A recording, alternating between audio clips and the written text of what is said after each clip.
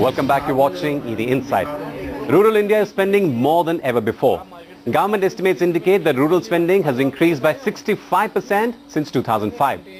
Couple that with high awareness and more education, and what you have is a potent combination that marketers find hard to resist.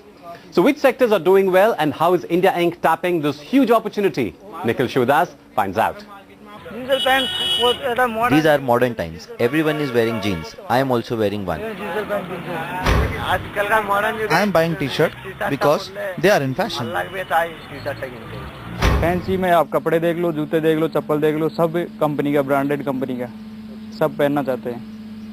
कोई भी जाएगा, normal कोई नहीं पहनना चाहता, सब लिवाइस के शोरूम में जाएगा, वहाँ से कपड़े लाएगा. 230 million consumers.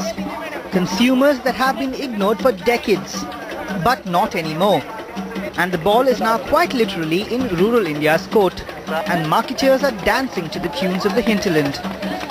After all, Bharat is now where the big ticket growth is coming from, especially in the case of FMCG goods. The rural India continues to grow and it does so for most FMCG, if not all FMCG companies, including ours. The rural growth has been outpacing the urban growth, and in case of us also we have taken certain positive steps in terms of driving our rural contribution up, which was say 25% 2 years ago. Currently last quarter it has moved to 30%, and we believe that in certain quarters, in the coming quarters also, we believe that the rural growth will continue to outpace urban growth. If I need to make a comparison between the urban growths and the rural growths, we feel that the rural growths have been higher by about 6 to 10 percentage points over the urban growths that we have registered. So in case of let's say the skin cream segments, the hair oil segments, if we have grown by about 20% on our rural growths, urban growths have been about 14 to 15%. Not only is the rural market growing faster than the urban market, it's also consuming more. According to a recent analysis by IMRB, purchase volumes of several FMCG products like soaps, washing powder, hair oil and biscuits are getting as strong as those in urban India. The only difference is that the products used by rural India may or may not be branded. But that is changing as large FMCG giants are expanding their distribution networks, creating tailor-made products for the countryside and even fixing price points to lure consumers. Impulse categories are by far growing the fastest in rural India. Categories like chocolates, biscuits, salty snacks like chips, confectionery, put together are growing at 30% in rural India. And it's not just 1 year, it's a substantial growth over the last 3 to 4 years. So what are the hot FMCG products in rural India? According to global consulting firm Nielsen, in the first half of this year, the top 10 rural categories in terms of growth were salty snacks, refined edible oils, non-refined oil, biscuits, shampoos, hair oil, iodized salt, packaged tea, toilet soaps and washing powders. As rural India takes to consuming more, India Inc. is playing to please. Not only brands like Tiger and Good Day, but also brands like Bourbon find an increasing presence across rural India.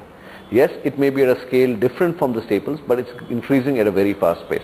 And that's one example. It's partly helped by our tapping into that demand by having the right size packs for rural, by promoting it in terms of presence and other activities.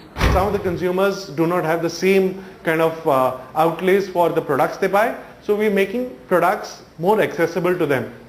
Now it could be in terms of same products with low price SKUs, so well talked about LUPs for rural. We're doing that. We're also looking at re-engineering our products, some of the products, and making them available to consumers at a fairly aggressive pricing, which will help them choose our products vis-a-vis other products that they have an option of. We have started our rural thrust 2 years back, where we said that we will attack all the feeder markets which in turn go and feed to the products into the rural India. We have done around about 5,000 feeder markets in phase 1, and we are now trying to do 8,000 feeder markets in the coming 2 to 3 years. And we believe these feeder markets play a critical role in distributing our products into rural masses. From FMCG to consumer durables. According to ASSOCHAM, India's rural consumer durables market is growing at 30% per year and is likely to see a 40% growth in the current year. The popular segments are refrigerators, air conditioners, washing machines and televisions. I came to buy DTH because it is better than cable.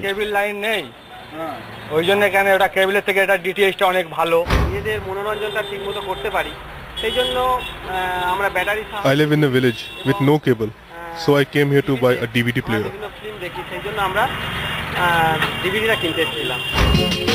With consumers queuing up, durable and appliance companies are tailor-making products to tap the huge potential of the rural market. There are product categories that the rural market is far more significant for us. Like if you take a category in like washing machines, it's semi-automatic washing machines. If you take televisions, it's flat television CRTs. If you take refrigerators, it is the direct cool or one door category.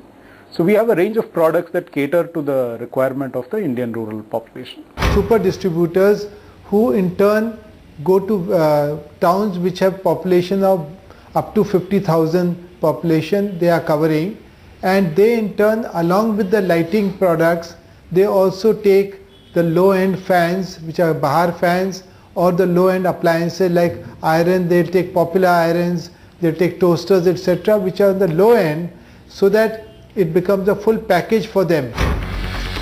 Next in line is telecom. There are nearly 300 million mobile users in rural India, and this segment accounts for nearly 50% of the growth in telecom subscriptions. Today the rural penetration of mobile telephony is approximately about 35% and at Airtel we've got almost about half our customer base is from rural areas, and incrementally we're adding 60 to 70% of our new customers are actually coming in from rural markets. So fundamentally you're actually seeing the rural markets grow at a significantly faster pace because the penetration levels are significantly lower than urban markets. The explosive growth in telecom services in rural India has led to a rise in demand for tailor-made mobile phones. Samsung has come out with solar-powered phones, while Micromax has launched rural-specific versions of its popular handsets. One of our products, X285, it's got an extra loud speaker which appeals strongly to the rural consumers, but for the urban consumers it's the security on SMS and your files and your call logs, which is more interesting. So it's important to understand what would appeal to them and accordingly ensure that the channel is trained accordingly. From telecom to the internet, the Internet and Mobility Association of India estimates that the number of active rural internet users in the country will touch 24 million users by 2012. That's a 98% rise from the 12.1 million it was in 2010. Connectivity means a lot to rural India, and apart from the telecom sector, it's the automobile sector which realizes that. India is among the world's top two-wheeler and passenger car markets, but growth from urban centers is slowing down. And to stay in gear, the auto sector needs to shift focus to rural India. And it's been doing just that. Overall contribution from the rural is something like 40 to 45%, but it's always come from the showrooms and the dealers we have, which may not be actually in the rural places, but will be closer rural places, 25 kilometers from the village, 50 kilometers from the village, depending upon state to state. You can safely assume about 40% of the sales will come from rural India. 10 years back, if we see the tractor sales, more than 95%, very close to 100% were financed by the banks. But over the year the things have changed. Today there are cash sale to the tune of more than 25%. So this clearly shows the income has increased. From auto to retail, everyone wants a bite of the rural pie. For instance, DCM Shriram, with its 275 outlets spread across the country, initially planned to only focus on agri-inputs. But rising demand from the rural sector forced a push into more categories. In fact, very soon we had to make it a one-stop shop which had food and grocery items, which had household items, and which had lifestyle items. And India's largest retailer, Future Group, has joined hands with Godrej Agrovet to set up Aadhar for wholesale distribution of fruits and vegetables across different districts. Future Group is also working on a unique cash and carry model for rural India, which is to be launched in a month. Our cash and carry model is going to be very, very important because it will be servicing the needs of the rural consumers through existing retail network, and we will be feeding the retail network through our cash and carry model. So in that sense it is going to be a unique model which will cut down on number of intermediaries, the time taken for reaching to the market, as well as developing a low cost model of distribution, which is very, very relevant for our country. It's relevant because the market is massive. Marketers know that demand in rural India is growing at a scorching pace. And they can't miss this ride because growth in Bharat will drive the Indian economy through these tough times.